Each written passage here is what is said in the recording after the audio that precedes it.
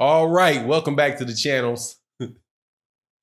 Devin Haney signing with Eddie Hearn and Dazn'S did a lot of really good things for his pocketbook.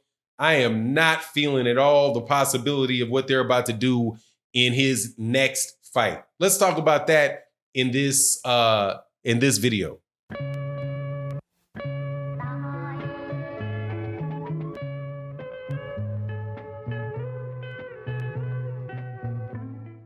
All right, Devin Haney, I believe currently the most promising lightweight that there is in the world. Him, young lightweight. I'm not talking about the experienced, the champions. I'm not talking about Vasily Lomachenko. I'm not talking about Richard Comey. I'm talking about the guys at lightweight that are campaigning at lightweight that do not have a belt.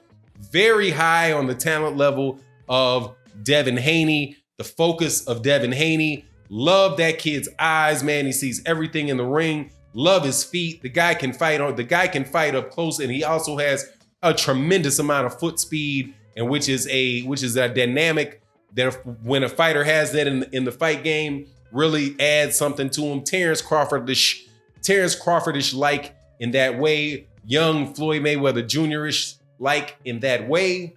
So he is in position to be fighting for the WBC title eliminator against a guy named Abdulov. And of course, I favor Devin Haney to win that fight.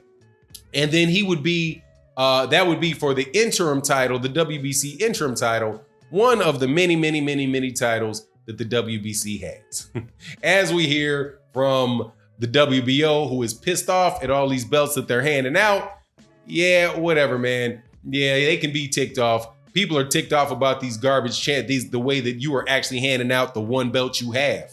Anyway, so a WBC title eliminator would be in position to fight Vasily Lomachenko for the WBC belt and become the mandatory for Vasily Lomachenko. All is fine and dandy, other than the fact that Bob Arum said that he's not interested in having Vasily Lomachenko fight Devin Haney for a very cockamamie reason. And one that he's fine with because he doesn't have enough experience and he doesn't want it to be a big mismatch, as if Anthony Corrala and Anthony $1 Million Corrala, what's his dude's name? He just fought Luke Campbell or Miguel Mariaga. Guys like that were going to be anything but a mockery of the sport. But when it comes to Devin Haney, no, he needs more experience. Because I would feel sorry for the kid if Lomachenko beat him up too bad. So we can't make that fight. Yeah, because you really care that much about Devin Haney, a Dazn'S fighter. Yeah, whatever. Anyway, but this is the problem I got with the fight.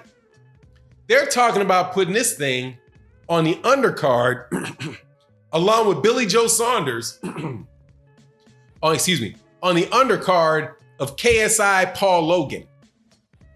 If you are not a YouTube aficionado, you might not know who those people are, but they're very big YouTubers, very millions and millions of subscribers. I assume. I don't go to their pages. I'm a boxing fan, so I stay over here in my niche. But Eddie Hearn and Dazn'S, and trying to find a way to market Dazn'S, are going to air a boxing match between two YouTubers. Two YouTubers are going to headline a boxing card on Dazn'S because they want to be taken seriously as a boxing platform.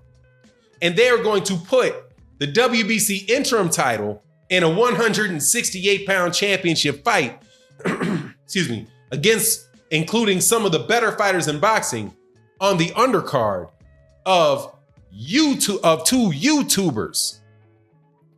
Ludicrous. And while Devin Haney is Devin Haney getting shots at titles, that's a good thing. Good to his team, good thing. He's moving, he's getting to they're moving him, got him the shot at the interim WBC title. Good shot, good deal, right? He's making good money from the way, looking in the size, looking at the shoes he's wearing. I clown on his shoes. And his and the cars that he's driving. Hey, man, and the way that they're talking, he's making really good money over there at DAZN. He's getting the checks. That's a good thing. The bad thing about it is that you're hidden over there and nobody's watching you. Nobody's watching DAZN. Nobody's watching DAZN. That is, if you are, what you're trying to do is grow your profile, right? Isn't that what Eddie Hearn used to say before he got to DAZN? You need to grow your profile. Grow your profile. Grow your profile. DAZN doesn't grow your profile. DAZN will give you a check and a date, but it's not going to be seen by anybody. You're not going to be seen. There's not going to be as many people watching any given fight on DAZN. The best fight on DAZN, I'm talking about the people that watch it on DAZN. The biggest fight on DAZN, which was Canelo Alvarez versus, was it Daniel Jacobs? Was it Canelo Alvarez versus Daniel Jacobs? I do believe that was the one on May 4th. The biggest fight that they had didn't do as much as Landy Lara beating Canelo Alvarez's brother. Because it did 1.4 million on Fox. 1.4 million people averaged watching a fight between Landy Lara and Canelo Alvarez's older brother, which lasted 2 rounds. Then watch Canelo Alvarez himself fight Daniel Jacobs on DAZN.